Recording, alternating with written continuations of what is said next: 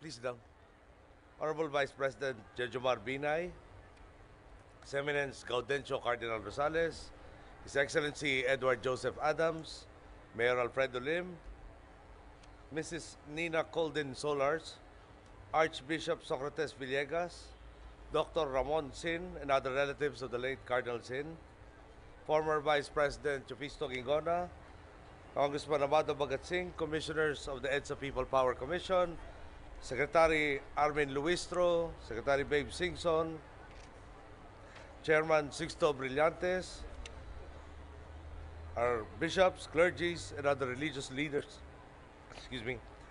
teachers and students, officials and employees of the City of Manila, fellow workers in government, honored guests, mga minamahal ko pong kababayan, magandang umaga po sa inyong lahat.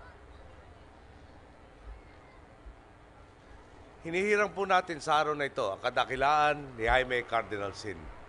Marapat lamang po na ngayon sa anibersaryo ng EDSA ay kilalanin natin ang kanyang rebulto dahil na rin sa ginampanan niyang tungkulin sa sambayanan. Sariwain po natin sa EDSA. Nakita natin ang mga simpleng tao, nakamaong at t-shirt, walang armas, humaharang sa tangke, mga rosaryo at bulaklak, sinabit sa baril.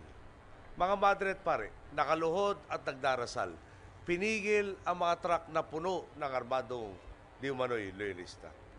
Sa EDSA, nakilahok ang mga sundalo, aktivista, taong simbahan at karaniwang taong bayan, mga taong iba't iba ang pinanggalingan ngunit isang adhikain, ang itigil ang pangangapi ng may kapangyarihan at ang paglalapastangan sa tangal ng bayan. Ipinakita natin sa napakarami pang ibang bansa, posible ang mapayapang himagsikan. Iyan nga raw po ang pamana ng Pilipino sa buong mundo. At mahalaga ang ginampanang tungkulin ni Cardinal Sin upang gisingin ang taong bayan at patiklupin ang diktadurya. Natapos sa loob ng ilang araw ang revolusyon sa EDSA. Pero alam po nating lahat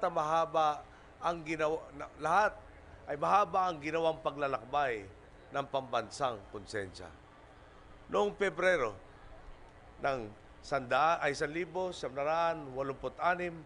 halos 21 taon na pong nakaluklok sa kapangyarihan si Ginoong Marcos. Halos 14 na taon mula na idineklara ang batas militar at 2.5 taon mula nang paslangin ang aking pong ama. Matagal din pong nagtiis ang taong bayan at marahil nag-abang ng pagkakataon upang magtipon laban sa pag-aapi. Dahan-dahan ang naging pagising ng Pilipino. At kung ano po ang kanilang dinaanan, iyan din marahil ang dinaanan ng ating butihin at minamahal na Cardinal Sin. Hindi naging agaran ang pakikilahok niya sa oposisyon. Binigyan niya ng pagkakataon si Ginoong Marcos na magpatupad ng reforma at pagunlad. Ngunit, unti-unti, nang nakita niyang hindi na maaaring maging santuaryo ng mga naapi ang simbahan, nang nakita niya na kailangan na ring tambalan ng pagkilos ang pagdarasal, nang hayagang sinuway ng diktadurya ang taong bayan sa harap ng lahat na ito. At sa kabila ng peligro sa kanyang mismong buhay at sa kanyang pinapastulan, pinili ni Cardinal Sin na makialam at makilahok. Maaari siya nagpatuloy sa landas ng pananahimik. Maaari siyang nagwalang kibo. Ngunit nang nanawagan siya sa Radyo Veritas na protektahan ng mga reformistang sundalo na nasa Camp Aguinaldo at Crame, hindi sa pamamagitan ng DAS, kundi sa pamamagitan ng pananalig, pagdarasal, pakikiisa at pagmamahal, tumaya si Cardinal Sin sa landas ng pakikilahok. Hindi na bali ang banta sa kanyang buhay at hindi na baling kalabanin ang malakas na kaaway. Alinsunod, marahil, sa mga turo ng Second Vatican Council, isinubuhay niya ang kaisipang kailangan makialam sa buhay panlupa dahil direkta itong tumatalab at may epekto sa buhay espiritual. Paano nga bang mananawagan na magtiis lamang at magdasal kung isusubo na lang na kanyang sinasakupan ay ninanakaw pa? Kung kumakalam ang sikmura, paano hindi babalutin ng pait ang puso? Alam po ni Cardinal Sin, hindi may titiwalag ang mga pangyayari sa lipunan mula sa dikta ng ating konsensya. Pamana po niya sa atin ang kaisipang hindi taliwas ang landas ng kapayapaan sa landas ng pagbabago. Na ang landas ng pananalig at ang landas ng pakikilahok ng pagkilos para sa ating kapwa, ng pagsagot sa tawag na ating konsensya ay iisa lamang. Kalayaan po ang naging hantungan ng landas na pinili ni Cardinal Sin.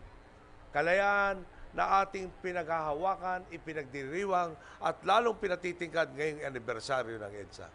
Ito rin po ang kalayaang ipahiwatig ang ating mga opinyon at makipag-usap sa gobyerno nang hindi binubusalan, tinatakot o binabantaan ng karahasan.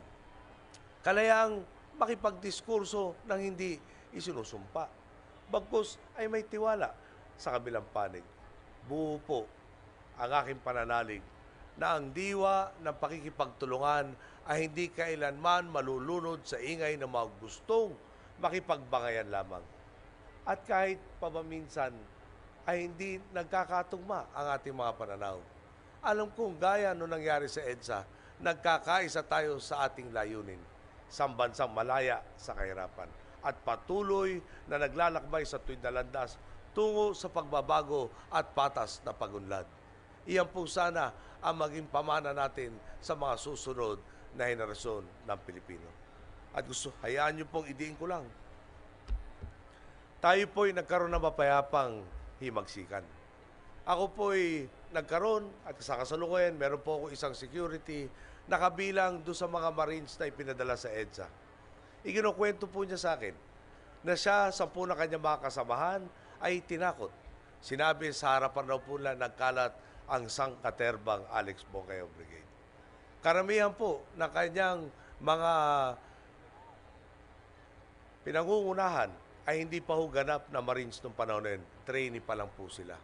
Tinakot na, may nakalimot pang pakainin, hindi raw po bababa sa 14 na oras na hindi sila nakatikim ng pagkain o inumin. Takot, ninenervyos, gutom, mainit na siyempre ang ulo, at talaga lalo ka nagtataka, paano nga ba tayo nagkaroon ng mapayapang himagsikan?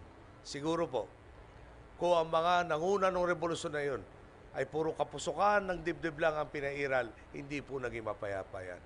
Pero meron tayong makinikilalang bayani natin, tulad ni Cardinal Sin, na siya pong ginamit ng pong may kapal para tayong lahat po ay mabigyan ng diwa ng pagmamahal sa ating pong kapwa.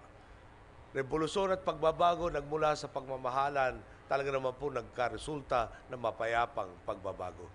Gamitin po natin yang parehong pananaw na yan dahil hindi pa ho tapos ang laban. Hanggang may gutom sa bayan po natin, hanggang merong walang katiyakan o walang pagkakataon ng masenso, hindi pa ho tapos ang laban natin.